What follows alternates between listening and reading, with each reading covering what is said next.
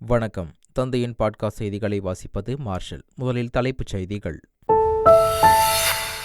ஒரே நாடு ஒரே தேர்தல் மசோதாவை நாடாளுமன்றத்தில் தாக்கல் செய்ய மத்திய அமைச்சரவை ஒப்புதல் அளித்துள்ளதற்கு முதல்வர் ஸ்டாலின் கடும் எதிர்ப்பு. இந்திய ஜனநாயகத்தின் மீதான இந்த தாக்குதலை முழு பலத்துடன் எதிர்ப்போம் என ட்வீட். திண்டுக்கல்லில் 4 மாடிகள் கொண்ட சிட்டி எலும்பு முறிவு மருத்துவமனையில் பயங்கர தீ விபத்து. கடும் புகைமூட்டத்தால் லிப்டில் இருந்த 6 வயது சிறுமி உட்பட 6 பேர் மூச்சு திணறி உயிரிழந்த சோகம். வெவ்வேறு மருத்துவமனையில் அனுமதிக்கப்பட்ட நிலையில் அமைச்சர் ஐ. பெரியசாமி நேரில் சந்தித்து ஆறுதல். நெல்லை, தென்காசி, தூத்துக்குடி மாவட்டங்களில் அதிதீவிர மழைக்கான ரெட் அலர்ட். திருவள்ளூர், சென்னை, காஞ்சிபுரம், செங்கல்பட்டு, விழுப்புரம் மாவட்டங்களில் கனமழைக்கு வாய்ப்பு. மசூதிகள் இருக்கும் இடத்தில் இந்து கோயில்கள் இருந்தது என கூறி புதிதாக தாக்கல் செய்யும் வழக்குகளை எந்த நீதிமன்றமும் விசாரிக்கக்கூடாது. முகலாயர் காலத்தில் இந்து கோயில்கள் இருந்தன என கூறும் விவகாரத்தில் உச்சநீதிமன்றம் அதிரடி உத்தரவு. உலக செஸ் சாம்பியன்ஷிப் இறுதிச் சுற்றில் தமிழகத்தைச் சேர்ந்த குகேஷ் வெற்றி. மிக குறைந்த வயதில் உலக சாம்பியன் ஆகிய வரலாறு படைத்த குகேஷிற்கு பிரதமர், முதல்வர் வாழ்த்து. இனி விரிவான செய்திகள். இந்திய ஜனநாயகத்தின் மீதான தாக்குதலை முழு பலத்துடன் எதிர்ப்போம் என்று முதலமைச்சர் ஸ்டாலின் தெரிவித்துள்ளார். அவர் வெளியிட்டுள்ள ட்விட்டர் செய்தியில், ஒரே நாடு ஒரே தேர்தல் மசோதாவிற்கு மத்திய அமைச்சரவை ஒப்புதல் அளித்துள்ளது ஜனநாயக விரோத நடவடிக்கை என கூறியுள்ளார். இது பிராந்திய குரல்களை அழித்து கூட்டாட்சி தன்மையை சிதைத்து ஆட்சி சீர்குலைக்கும் என்றும் கூறியுள்ள முதலமைச்சர் ஸ்டாலின், எழுக இந்தியா என்று பதிவிட்டுள்ளார். திண்டுக்கல்லில் தனியார் மருத்துவமனையில் ஏற்பட்ட பயங்கர தீ விபத்தில் ஒரு குழந்தை உட்பட 6 பேர் உயிரிழந்தனர். 30க்கும் மேற்பட்டோர் காயமடைந்தனர். திண்டுக்கல் திருச்சி சாலையில் உள்ள தனியார் எலும்பு முறிவு மருத்துவமனையில் நேற்று இரவு திடீரென தீ விபத்து ஏற்பட்டுள்ளது. மளமளவென தீப்பற்றி எரிந்ததால் சிகிச்சையில் இருந்த நோயாளிகள், உறவினர்கள், மருத்துவர்கள், ஊழியர்கள் செய்வதறியாது அலறியடித்து ஓடினர். தகவல் அறிந்து தீயணைப்புத்துறையினர் விரைந்து சென்று தீயை கட்டுப்படுத்தினாலும் அதில் 6 பேர் உயிரிழந்தனர். 30க்கும் மேற்பட்டோர் காயமடைந்தனர். கேரள மாநிலம் கோட்டயத்தில் வைக்கம் போராட்டத்தின் நூற்றாண்டு நிறைவு விழாவை கொண்டாடும் விதமாக பெரியார் நினைவகம் மற்றும் நூலகத்தை முதல்வர் ஸ்டாலின் திறந்து வைத்தார். திறப்பு விழாவுக்காக கேரளா சென்றிருந்த முதல்வருக்கு உற்சாக வரவேற்பு அளிக்கப்பட்டது. இந்நிலையில் திராவிடர் கழக தலைவர் கே. வீரமணி முன்னிலையில் கேரள முதல்வர் பினராயி விஜயன் தலைமையில் நடைபெற்ற இவ்விழாவில் முதல்வர் ஸ்டாலின் பங்கேற்றார். முன்னதாக பெரியார் சிலைக்கு முதலமைச்சர் ஸ்டாலின் மரியாதை செலுத்தினார். அவரது திருவுருவப் படத்திற்கு மலர்தூவி மரியாதை செய்தார். மேலும் பினராயி விஜயனுக்கு பெரியார் குறித்த புத்தகம் ஒன்றை பரிசளித்தார். விசிக தலைவர் திருமாவளவன், தமிழக அமைச்சர்கள் துரைமுருகன், ஏவாவேலு, சாமிநாதன், கேரள அமைச்சர்கள் வாசவன், சஜி செரியன், தமிழக தலைமைச் செயலாளர் முருகானந்தம், கேரள அரசின் உயர் அதிகாரிகள் உள்ளிட்டோர் இந்நிகழ்வில் கலந்து கொண்டனர். கேரள மாநிலம் கோட்டயத்தில் வைக்கம் போராட்ட நூற்றாண்டு விழாவில் பங்கேற்று உரையாற்றிய முதல்வர் ஸ்டாலின், இது தனக்கு கிடைத்துள்ள மிகப்பெரிய வரலாற்று பெருமை என பெருமிதம் தெரிவித்தார். கேரளாவுக்கு வரும் அனைவரும் வைக்கம் பெரியார் நினைவகத்தை பார்த்து ஒடுக்கப்பட்ட மக்களின் போராட்ட வரலாற்றை அறிய வேண்டும் என கோரிக்கை விடுத்தார். மேலும் பெரியாருக்கு எதிராக யாகம் எடுத்த ஊரில் அவர் கொண்டாடப்படுவதுதான் அவரது சமூக நீதிக்கு கிடைத்த வெற்றி என பூரித்தார் முதல்வர் ஸ்டாலின். வைக்கம் போராட்ட நூற்றாண்டு விழாவில் முதல்வர் ஸ்டாலின் பங்கேற்றது மகிழ்ச்சியை இரட்டிப்பாக்கியுள்ளதாக கேரள முதல்வர் பினராயி விஜயன் தெரிவித்துள்ளார். அன்றைய பல காங்கிரஸ் தலைவர்கள் முற்போக்கு சிந்தனைக்கு மாறாக செயல்பட்டதாக பெரியார் சுட்டிக்காட்டியிருந்தார் எனவும், பெரியாரும் கம்யூனிஸ்ட் கட்சியும் நட்போடு செயல்பட்டதாகவும் தெரிவித்த பினராயி விஜயன், பெண்களின் திருமண வயதை உயர்த்தவும், சுயமாக கணவனை தேர்ந்தெடுக்கவும், விவாகரத்து செய்து கொள்ளவும் பெரியாரின் பணி வரலாற்று சிறப்புமிக்கது என்று தெரிவித்தார். மேலும் மகாராஷ்டிராவில் ஜோதிபாய் பூலே, சாவித்திரிபாய் பூலேவை போல் தமிழ்நாட்டில் பெரியார், நாகம்மை தம்பதி போராடியதாகவும் பினராயி விஜயன் புகழாரம் சூட்டியுள்ளார். சென்னையில் 361 இடங்களில் நிவாரண மையங்கள் தயார் நிலையில் வைக்கப்பட்டுள்ளதாக பெருநகர மாநகராட்சி நிர்வாகம் தெரிவித்துள்ளது. மழைநீர் தேங்கும் இடங்களில் மழைநீரை வெளியேற்றுவதற்காக 1886 மோட்டார் பம்புகள் தயார் நிலையில், உணவு, சுகாதார வசதியுடன் 361 இடங்களில் நிவாரண மையங்கள் தயார் நிலையில் உள்ளதாகவும் தெரிவிக்கப்பட்டுள்ளது. தாழ்வான பகுதிகளில் உள்ள மக்களை மீட்டு நிவாரண மையங்களில் தங்க வைப்பதற்காக 103 படகுகள் தயார் நிலையில் உள்ளன என்றும் சென்னை பெருநகர மாநகராட்சி தெரிவித்துள்ளது. கனமழை எச்சரிக்கை காரணமாக சென்னை, திருநெல்வேலி, திருவண்ணாமலை மற்றும் புதுச்சேரியில் மீட்பு உபகரணங்களுடன் தேசிய பேரிடர் மீட்புப் படை வீரர்கள் தயார் நிலையில் உள்ளனர். மேலும் 150 பேர் கொண்ட 5 குழுக்கள் அரக்கோணம் தேசிய பேரிடர் மீட்புப் படை வளாகத்தில் தயார் நிலையில் உள்ளனர். அனைவரும் மாநில அவசர கட்டுப்பாட்டு மையம், மாவட்ட ஆட்சியர் வளாகத்தில் செயல்படும் மாவட்ட பேரிடர் மேலாண்மை மையத்துடன் நேரடி தொடர்பில் உள்ளனர். தொடர் மழை காரணமாக சாத்தனூர் அணையில் இருந்து தற்போது 13,000 கன அடி நீர் வெளியேற்றப்படுகிறது. இதனால் கடலூர் உள்ளிட்ட மாவட்டங்களுக்கும் தென்பெண்ணை ஆற்று கரையோர மக்களுக்கும் வெள்ள அபாய எச்சரிக்கை விடுக்கப்பட்டுள்ளது. கடந்த முறை போல் பொதுமக்கள் பெரும் பாதிப்புக்கு உள்ளாவதை தடுக்கும் விதமாக கடலூர் மாவட்ட நிர்வாகம் 10க்கும் மேற்பட்ட ஆட்டோக்கள் மூலம் ஒலிபெருக்கிக் கொண்டு எச்சரிக்கை விடுக்கப்பட்டது. தூத்துக்குடி மாவட்டத்தில் கனமழை பெய்து வருவதால் ரெட் அலர்ட் எச்சரிக்கை விடுக்கப்பட்டுள்ளது. இதனால் தூத்துக்குடி மாநகராட்சி சார்பில் 24 மணி நேரமும் செயல்படக்கூடிய கட்டுப்பாட்டு அறை திறக்கப்பட்டு 1800203041 என்ற அவசர தொடர்பு எண் அறிவிக்கப்பட்டுள்ளது. இந்த எண்ணில் தொடர்பு கொண்டு பொதுமக்கள் தங்களுக்கு தேவையான உதவிகளை பெறலாம் என்று மாநகராட்சி நிர்வாகம் தெரிவித்துள்ளது. சென்னை விமான நிலையத்தில் மழைநீர் சூழ்ந்ததால் 6 விமானங்கள் ரத்து செய்யப்பட்டன. சென்னையில் இருந்து திருவனந்தபுரம், கொல்கத்தா, சிலிகுரி ஆகிய நகரங்களுக்கு இயக்கப்படும் 6 விமானங்கள் ரத்து செய்யப்பட்டதாக அறிவிக்கப்பட்டது. மழையின் வேகம் அதிகரித்தால் விமானங்கள் ரத்து மற்றும் கால தாமதம் குறித்து அறிந்து கொள்ள அந்தந்த விமான நிறுவனங்களை தொடர்பு கொள்ளும்படி பயணிகளுக்கு விமான நிலைய அதிகாரிகள் அறிவுறுத்தியுள்ளனர். தென்காசியில் பெய்து வரும் தொடர் கனமழை காரணமாக குற்றால அருவிகளில் காட்டாற்று வெள்ளம் கரை புரண்டு ஓடியது. குற்றாலம் மெயின் அருவியில் ஏற்பட்ட காட்டாற்று வெள்ளம் காரணமாக அருவி கரையோரம் இருந்த கடைகளில் தண்ணீர் புகுந்தது. சென்னை வேளச்சேரி ஏஜிஎஸ் காலனியில் முழங்கால் அளவிற்கு தேங்கிய மழை நீரால் அப்பகுதி மக்கள் அவதியடைந்தனர். கடைகள் மூடப்பட்டதால் அத்தியாவசிய பொருட்களை வாங்க மக்கள் தண்ணீரில் நடந்து சென்றனர். கடந்த 30 ஆண்டுகளாக மழை காலங்களில் துன்பப்பட்டு வருவதாக கூறும் அப்பகுதி மக்கள் மழைநீர் வடிகாலை தூர்வார கோரிக்கை விடுத்துள்ளனர். பேரிடர் மேலாண்மை சட்டம் 2005 திருத்தங்களை மேற்கொள்ள பேரிடர் மேலாண்மை திருத்த மசோதா 2024 கடந்த ஆகஸ்ட் 1ஆம் தேதி மக்களவையில் அறிமுகப்படுத்தப்பட்டது. பேரிடர் அபாயத்தை குறைத்தல் மற்றும் மேலாண்மை உத்திகளை வலுப்படுத்துதல் உள்ளிட்டவற்றுக்கு சட்ட கட்டமைப்பை உருவாக்குவதற்காக மசோதா கொண்டுவரப்பட்டுள்ளது. அதன் பிறகு குரல் வாக்கெடுப்பு வாயிலாக மசோதா நிறைவேற்றப்பட்டது.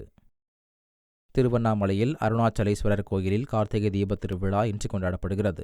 இதையொட்டி 2668 அடி உயரமுள்ள அண்ணாமலையார் மலையில் நாளை மாலை 6 மணிக்கு மகாதீபம் ஏற்றப்பட உள்ளது.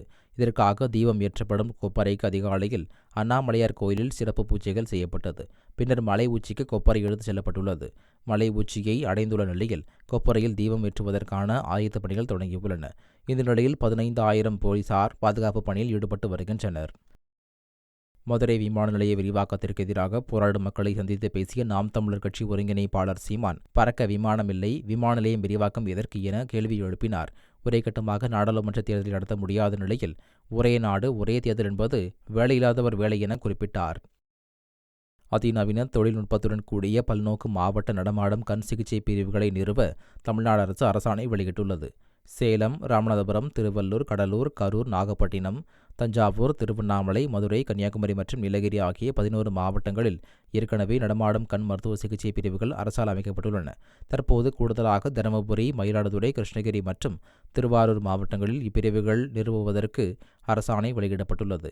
ஒவ்வொரு பிரிவும் 30 லட்சம் ரூபாய் செலவில் அமைக்கப்பட்டு போதுமான எண்ணிக்கையில் முகாம்கள் நடத்தி பயனாளிகளை பரிசோதித்து தேவை ஏற்படின் அறுவை சிகிச்சைக்கு பரிந்துரைக்கப்படுவார்கள். இதன் மூலம் ஆண்டுதோறும் 27,000 கண்புரை அறுவை சிகிச்சைகளை மேற்கொள்ள முடியும் என எதிர்பார்க்கப்படுகிறது. நெல்லை மாவட்டம் பணகுடி மகேந்திரகிரியில் செயல்பட்டு வரும் இஸ்ரோ மையத்தில் ககன்யான் திட்டத்திற்கான கிரியோஜெனிக் CE-20 இன்ஜின் சோதனை வெற்றிகரமாக நடந்ததாக இஸ்ரோ தெரிவித்துள்ளது. இன்ஜினை ரீஸ்டார்ட் செய்வதற்கு தேவையான சோதனையும் செய்யப்பட்டது. சிக்கலான இந்த சோதனையிலும் இன்ஜின் இயல்பாக செயல்பட்டது. கடல் மட்டத்திலான சோதனையில் எதிர்பார்த்தபடி இன்ஜின் செயல்பாடு இருந்ததாக இஸ்ரோ தெரிவித்துள்ளது. அரசு பள்ளி வளாகத்தில் இளம்பெண் ஆசிரியரை குத்தி கொலை செய்தவரை குண்டர் சட்டத்தின் கீழ் கைது செய்து இருக்கின்றனர். தஞ்சாவூர் மாவட்டம் பட்டுக்கோட்டையை அடுத்துள்ள மல்லிப்பட்டினத்தில் உள்ள அரசு மேல்நிலைப் பள்ளியில் பணியாற்றி வந்த ரமணியை மதன்குமார் என்பவர் கத்தியால் குத்தி கொலை செய்தார். இது தொடர்பாக வழக்கு பதிவு செய்த போலீசார் மதன்குமாரை கைது செய்து சிறையில் அடைத்தனர். இதனைத் தொடர்ந்து மாவட்ட ஆட்சியர் உத்தரவின் பேரில் மதன்குமார் மீது குண்டர் சட்டத்தின் கீழ் கைது செய்தனர். மத்திய அரசு தரும் இயற்கை பேரிடர் குறித்த வானிலை எச்சரிக்கைகள் எல்லாம் ஜோதிட கணிப்புகளைப் போல் உள்ளன என திமுக எம்பி கனிமொழி குற்றம் சாட்டினார். மக்களவையில் பேரிடர் மேலாண்மை திருத்த மசோதா குறித்த விவாதத்தில் திமுக எம்பி கனிமொழி பேசினார். மத்திய அரசிடம் உள்ள ரேடார்கள் புயல்களை முன்கூட்டியே கணிக்கக்கூடிய அளவிற்கு சக்தி வாய்ந்ததாக இல்லை என்பது வருத்தத்திற்குரியது என்றார். மத்திய அரசு தரும் எச்சரிக்கைகள் ஜோதிட கணிப்புகளைப் போன்றே உள்ளதாகவும் நவீன வானிலை கணிப்புகளைப் போல் இல்லை என்றும் குற்றம் சாட்டிய கனிமொழி, புயல் 150 கிலோமீட்டர் தொலைவிற்குள் இருக்கும்போது மட்டும் மத்திய அரசால் அது குறித்து தெளிவான தகவலை தர முடிவதாக தெரிவித்தார். மாநில அரசுகளை கலந்து ஆலோசிக்காமல் கொண்டு வரப்படும் எந்தவொரு திருத்தமும் பேரிடர் மேலாண்மை செயல்பாடுகளில் எதிர்மறை தாக்கத்தை ஏற்படுத்தும் எனவும் குறிப்பிட்டார். வழிபாடு தலங்கள் சட்டத்துக்கு எதிரான மனுக்களுக்கு பதிலளிக்கும்படி மத்திய அரசுக்கு உச்சநீதிமன்றம் உத்தரவிட்டுள்ளது. மத்திய அரசின் பதில் இல்லாமல் வழிபாடு தலங்கள் சட்டத்துக்கு எதிரான மனுக்களை விசாரித்து தீர்ப்பு கோர முடியாது என உச்சநீதிமன்றம் கூறியுள்ளது. மசூதிகள் இருக்கும் இடத்தில் முகலாய காலத்தில் இந்து கோயில்கள் இருந்தது என கோரி புதிதாக தாக்கல் செய்யும் புதிய சிவில் வழக்குகளை நாட்டில் உள்ள எந்தவொரு விசாரணை நீதிமன்றமும் விசாரிக்கக்கூடாது என உச்சநீதிமன்றம் ஆணையிட்டுள்ளது. ஒரே நாடு ஒரே தேர்தல் மசோதாவிற்கு மத்திய அமைச்சரவை ஒப்புதல் வழங்கியிருப்பதாக தகவல் வெளியாகியுள்ளது. நாடாளுமன்றம், மாநில சட்டமன்றங்கள் மற்றும் உள்ளாட்சி அமைப்புகளுக்கு ஒரே நேரத்தில் தேர்தல் நடத்துவதற்கான சாத்தியக்கூறுகள் மற்றும் செயல் திட்டங்கள் குறித்த அறிக்கைக்கு மத்திய அமைச்சரவை ஒப்புதல் வழங்கியது. இந்த நிலையில் பிரதமர் மோடி தலைமையில் நடைபெற்ற மத்திய அமைச்சரவை கூட்டத்தில் ஒரே நாடு ஒரே தேர்தல் மசோதாவுக்கு ஒப்புதல் வழங்கியிருப்பதாக கூறப்படுகிறது. கௌதம் அதானி மீதான லஞ்ச புகார் விவகாரம் தொடர்பாக நாடாளுமன்ற கூட்டுக்குழு விசாரணை அமைக்க வலியுறுத்தி நாடாளுமன்ற வளாகத்தில் இந்தியா கூட்டணி எம்பிக்கள் கண்டன ஆர்ப்பாட்டத்தில் ஈடுபட்டனர். பிரியங்கா காந்தி உள்ளிட்ட காங்கிரஸ் எம்பிக்கள், கனிமொழி உள்ளிட்ட திமுக எம்பிக்கள், இதர எதிர்க்கட்சி எம்பிக்கள் இதில் கலந்து கொண்டனர். தேசத்தை விற்பனை செய்ய விட மாட்டோம் என்று ஹிந்தியில் எழுதப்பட்ட பதாகைகளை கையில் ஏந்தியபடி ஆர்ப்பாட்டம் நடத்தினர். மோடி அரசு ஒழிக என்றும் நாடாளுமன்ற கூட்டுக்குழு விசாரணை அமைக்க வேண்டும் எனவும் முழக்கங்களை எழுப்பினர். டெல்லியில் பெண்களுக்கு மாதம் 1000 ரூபாய் வழங்கும் திட்டத்திற்கு முதல்வர் அதிஷி தலைமையிலான அமைச்சரவை ஒப்புதல் வழங்கியுள்ளது. டெல்லியில் விரைவில் சட்டப்பேரவைத் தேர்தல் வரவுள்ள நிலையில் திட்டத்திற்கு ஆம் ஆத்மி அரசு ஒப்புதல் வழங்கியுள்ளது. விரைவில் தேர்தல் அறிவிக்கப்பட உள்ள நிலையில் தேர்தல் முடிந்ததும் பணம் பெண்களுக்கு வழங்கப்படும் என கெஜ்ரிவால் தெரிவித்துள்ளார். விலைவாசி உயர்வுக்கு மத்தியில் இந்த தொகை போதாது என பெண்கள் சொல்வதாக குறிப்பிட்ட கெஜ்ரிவால், ஆம் ஆத்மி மீண்டும் ஆட்சிக்கு வந்தால் 2100 ரூபாயாக உயர்த்தி வழங்குவோம் என தெரிவித்தார். பாகிஸ்தானில் சிறைப்பிடிக்கப்பட்ட தமிழக மீனவர்கள் பற்றி முதலமைச்சர் ஸ்டாலினுக்கு வெளியுறவு அமைச்சர் ஜெய்சங்கர் பதில் கடிதம் எழுதியுள்ளார். பாகிஸ்தான் கடற்படையினரால் சிறைப்பிடிக்கப்பட்ட மீனவர்களை விடுவிக்க உரிய நடவடிக்கைகள் இந்திய அரசால் மேற்கொள்ளப்பட்டு வருவதாக வெளியுறவுத்துறை அமைச்சர் ஜெய்சங்கர் டிசம்பர் 6 அன்று பதில் கடிதம் அனுப்பியுள்ளார். மீனவர்களுக்கு தூதரக அனுமதி கோரப்பட்டுள்ள நிலையில் பாகிஸ்தான் அதிகாரிகளால் இதுவரை அது வழங்கப்படவில்லை என்று தெரிவித்துள்ளார். சிறைப்பிடிக்கப்பட்டுள்ள 14 மீனவர்களுக்கும் விரைவில் தூதரக அனுமதி கிடைப்பதற்கான அனைத்து முயற்சிகளையும் தொடர்ந்து செய்து வருவதாக கூறியுள்ளார். மீனவர்கள் இந்தியாவுக்கு திருப்பி அனுப்பப்படும் வரை அவர்களது பாதுகாப்பு மற்றும் உடல்நலனை உறுதி செய்யுமாறு பாகிஸ்தானிடம் கோரிக்கை வைக்கப்பட்டுள்ளதாகவும் தெரிவித்துள்ளார்.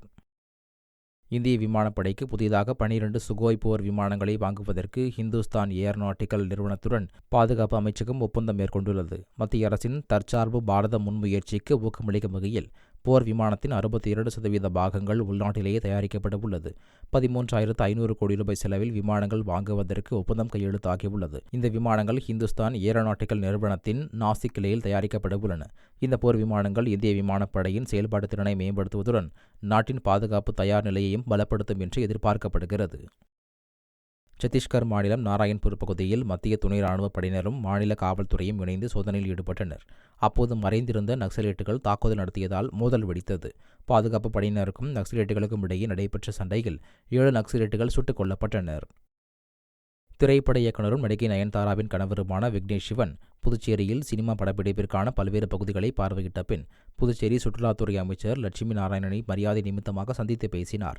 அப்போது கடற்கரை சாலையில் உள்ள அரசுக்கு சொந்தமான சீக்கில்ஸ் ஹோட்டலை தமக்கு விலைக்கு தருமாறு கேட்டார். அது சாத்தியமில்லை என்றால் ஒப்பந்த அடிப்படையில் தர முடியுமா என்றும் கேட்டார். இதனால் அதிர்ச்சியடைந்த அமைச்சர் அரசுக்கு சொந்தமான இடத்தை தனியாருக்கு விற்பனை செய்வதோ அல்லது ஒப்பந்த அடிப்படையில் வழங்க முடியாது என தெரிவித்தார். நடிகை கீர்த்தி சுரேஷ் தன் 15 ஆண்டுகால காதலரான ஆண்டனியை கரம் பிடித்தார். தொழிலதிபர் ஆண்டனிக்கும் கீர்த்தி சுரேஷுக்கும் திருமணம் கோவாவில் கோலாகலமாக நடைபெற்றது. உறவினர்களும் திரையுலகினரும் கலந்து கொண்டு மணமக்களை ஆசீர்வதித்தனர். திருமண புகைப்படங்களை கீர்த்தி சுரேஷ் தனது சமூக வலைதளத்தில் பகிர்ந்த நிலையில் ரசிகர்கள் வாழ்த்து மழை பொழிந்து வருகின்றனர். உலக செஸ் சாம்பியன்ஷிப் தொடரில் மகுடம் சூடியுள்ள குகேஷ் சுமார் 11,45,00,000 ரூபாய் பரிசுத் தொகையை வென்றுள்ளார்.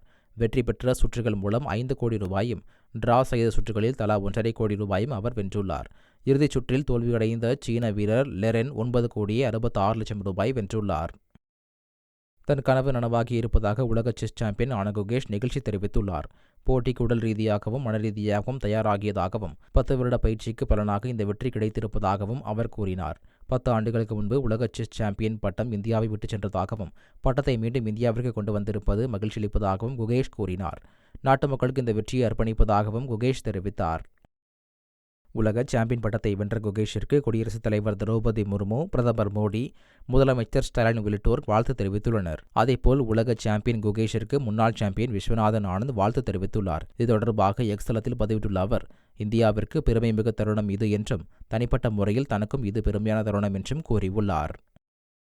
வங்கக்கடலில் நிலை கொண்டுள்ள ஆழ்ந்த காற்றழுத்த தாழ்வு பகுதி வலுவிழந்து வருவதாகவும் நெல்லை, தூத்துக்குடி, தென்காசி மாவட்டங்களில் அதிக கனமழைக்கு வாய்ப்பு உள்ளதாகவும் வானிலை ஆய்வு மைய தென்மண்டல தலைவர் பாலச்சந்திரன் தெரிவித்தார்.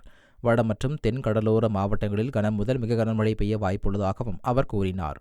கனமழை காரணமாக தூத்துக்குடி மற்றும் விழுப்புரத்தில் பள்ளி கல்லூரிகளுக்கு விடுமுறை அறிவிக்கப்பட்டுள்ளது. புதுச்சேரியிலும் பள்ளி கல்லூரிகளுக்கு விடுமுறை அளிக்கப்பட்டுள்ளது. நெல்லை, தென்காசி மாவட்டங்களில் கனமழை காரணமாக பள்ளிகளுக்கு மட்டும் விடுமுறை அளிக்கப்பட்டுள்ளது. மீண்டும் தலைப்புச் செய்திகள். ஒரே நாடு ஒரே தேர்தல் மசோதாவை நாடாளுமன்றத்தில் தாக்கல் செய்ய மத்திய அமைச்சரவை ஒப்புதல் அளித்துள்ளதற்கு முதல்வர் ஸ்டாலின் கடும் எதிர்ப்பு. இந்திய ஜனநாயகத்தின் மீதான இந்த தாக்குதலை முழு பலத்துடன் எதிர்ப்போம் என ட்வீட். திண்டுக்கல்லில் 4 மாடிகள் கொண்ட சிட்டி எலும்பு முறிவு மருத்துவமனையில் பயங்கர தீ விபத்து. கடும் புகைமூட்டத்தால் லிப்டில் இருந்த 6 வயது சிறுமி உட்பட 6 பேர் மூச்சு திணறி உயிரிழந்த சோகம். வெவ்வேறு மருத்துவமனையில் அனுமதிக்கப்பட்ட நிலையில் அமைச்சர் ஐ. பெரியசாமி நேரில் சந்தித்து ஆறுதல். நெல்லை, தென்காசி, தூத்துக்குடி மாவட்டங்களில் அதிதீவிர மழைக்கான ரெட் அலர்ட். திருவள்ளூர், சென்னை, காஞ்சிபுரம், செங்கல்பட்டு, விழுப்புரம் மாவட்டங்களில் கனமழைக்கு வாய்ப்பு. மசூதிகள் இருக்கும் இடத்தில் இந்து கோயில்கள் இருந்தது என கூறி புதிதாக தாக்கல் செய்யும் வழக்குகளை எந்த நீதிமன்றமும் விசாரிக்கக்கூடாது. முகலாயர் காலத்தில் இந்து கோயில்கள் இருந்தன என கூறும் விவகாரத்தில் உச்சநீதிமன்றம் அதிரடி உத்தரவு. உலக செஸ் சாம்பியன்ஷிப் இறுதிச் சுற்றில் தமிழகத்தைச் சேர்ந்த குகேஷ் வெற்றி. மிக குறைந்த வயதில் உலக சாம்பியன் ஆகிய வரலாறு படைத்த குகேஷிற்கு பிரதமர், முதல்வர் வாழ்த்து. இத்துடன் தந்தையின் பாட்காஸ்ட் செய்திகள் நிறைவடைந்தன. வணக்கம்.